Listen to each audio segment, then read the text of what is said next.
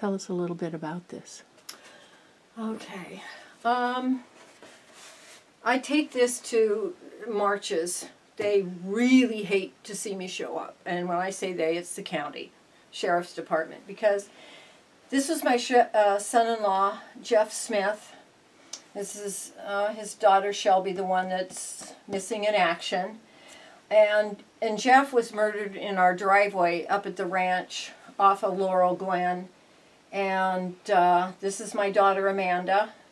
And she is also passed. She's another system-induced trauma survivor. Amanda just really lost her mind after Jeff was murdered. And Jeff named his murderer, but somehow the sheriff's department has not broken a sweat to arrest the guy that took his life.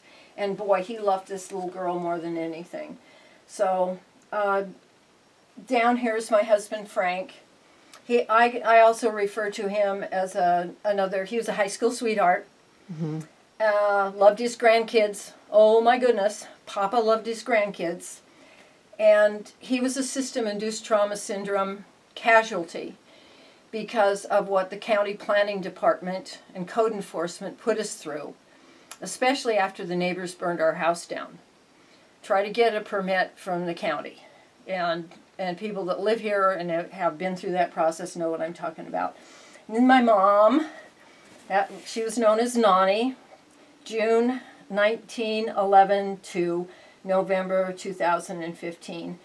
And another system-induced trauma syndrome casualty.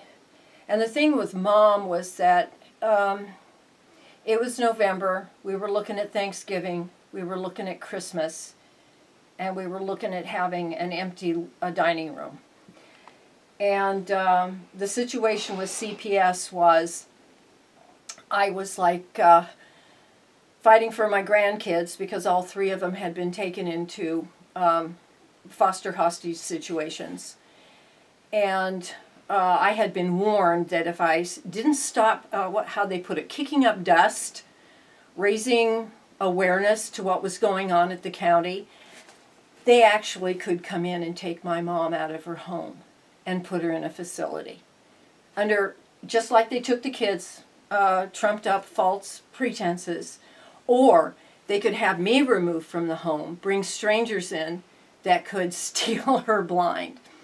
So I was put in a position where I'm trying to fight for my grandkids, and yet at the same time, I can't sacrifice my mom. My mom, when she was just, I think, about a month shy of her 15th birthday, her dad comes home.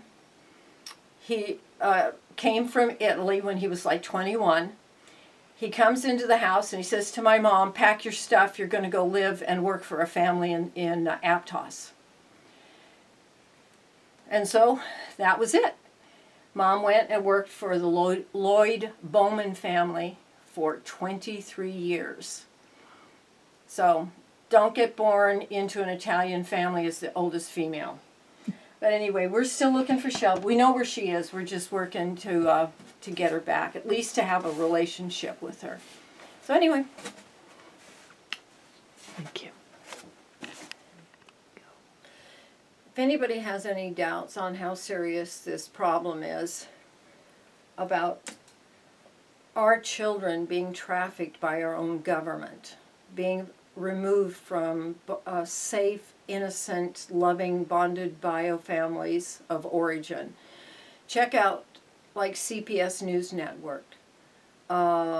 Anything that has to do with family rights.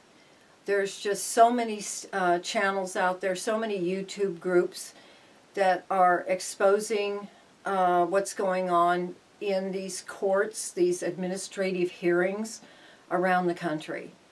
And a lot of people, once they visit these sites, it's a real wake-up call.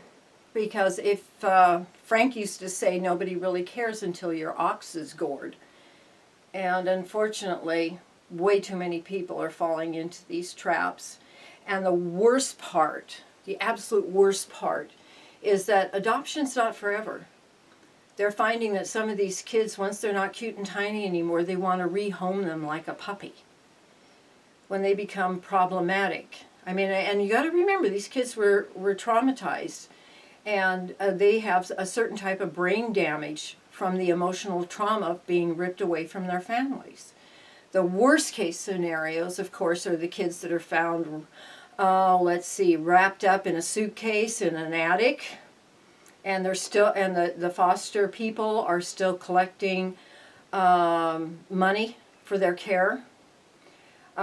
Kids have been found in deserts under rocks. They're still looking for a couple little boys in Bakersfield right now. And adoption's not forever. And one of the worst, and it happened, I think it was last year, six precious children went over a cliff in a van. They were all adopted. So that we need better ways of deciding who should have children outside of the bio family, and checking up on these adoption situations. When people have adopted 5 kids and one of them escapes, and then the authorities go back and find the rest of them are actually in cages or chained to the dining room table, I think we got a problem. And then when the authorities and the NGOs, non-governmental organizations, bust a sex child trafficking ring, and over 50% of those children were in state custody, what is wrong with this picture?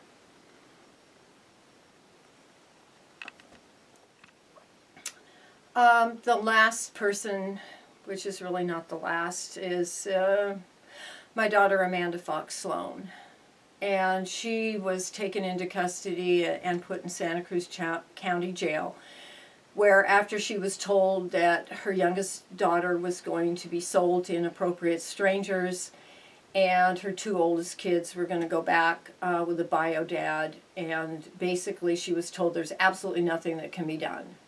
And I can name maybe 5 attorneys in the entire state of California that are actually advocating for parents, and really, unfortunately, they usually deal with dead children, or it's a civil lawsuit after the children have been taken. You get a civil lawsuit, which means you get money, but you don't get your kids back until they're like 18, and then they can come home. But there's like only 5 attorneys. So it was a problem for my daughter, is that being that we were in the system, she didn't have, her public pretender, Nancy De La Pena, was not good, and absolutely quite the contrary. And my daughter was allowed to commit suicide in Santa Cruz County Jail. She was a mental health issue. They said she had bipolar. It was actually postpartum depression and hormonal imbalance. Because of what happened to Amanda, I got on the Santa Cruz County Mental Behavioral Health Advisory Board, and we did a subcommittee to the jail. Unfortunately, hasn't been enough done, and I realized that the jail is supposed to be to protect the public from criminals. Unfortunately, it has become a mental health facility. But there's issues there that still need to be addressed with people's care, and I honestly feel that it's not appropriate for their conditions. But I miss my daughter every day, and she's one of the reasons that I promised her I'd get Shelby back, promised my mom I'd get the family back together, I promised my son-in-law Jeff I'd always take care of his girls. So I have promises to keep. So anyway, I love my Amanda. That's all I can say right now. I love her. I miss her.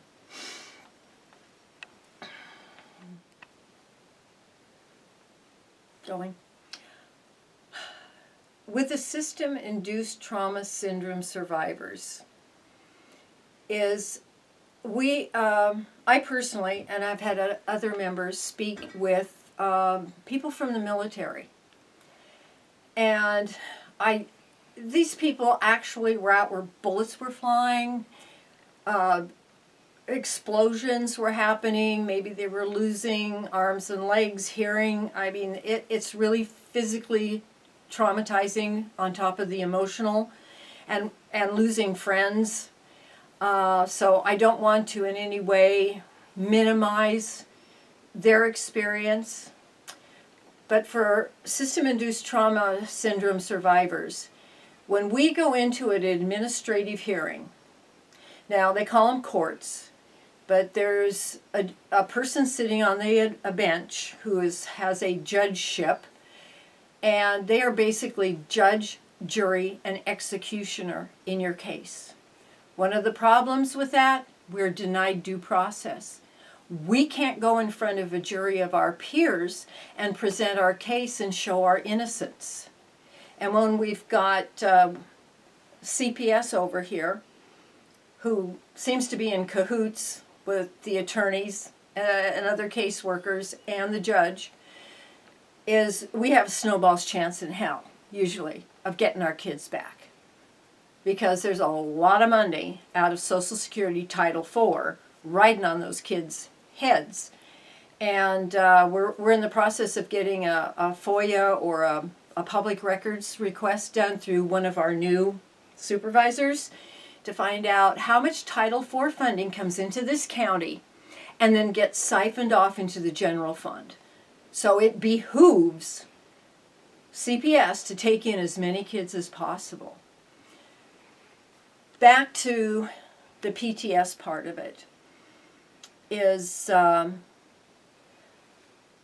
when we've noticed that besides us, losing hair, losing weight, losing sleep for years, I found a thing I call it blender brain, is that we are in such a high state of anxiety because we never know when CPS is coming back. We never know what's going to happen next.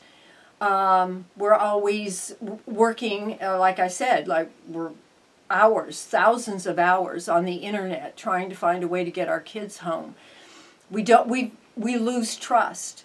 It's like when we walk into that administrative hearing and then we walk out without our kids, a judgment against us, and it's like that's it, it's a done deal, or you can go and appeal. Well, that's a whole game in itself.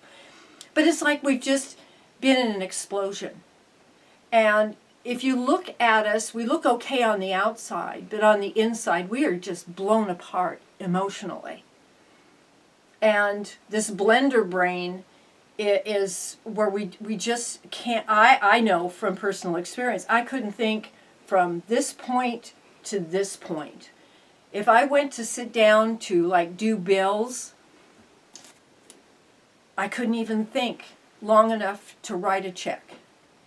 And there's other emotional issues that cause dysfunction and barn braveness. I've noticed this with many of my guardian grandmothers because we're standalone, which means we're widows or we've been divorced or we're standalone, is that we become very fearful of going out because a lot of times we've been threatened. It's a very soft, it's like a passive-aggressive threatening kind of thing, but it's a threat nonetheless, no matter how veiled it is. And so when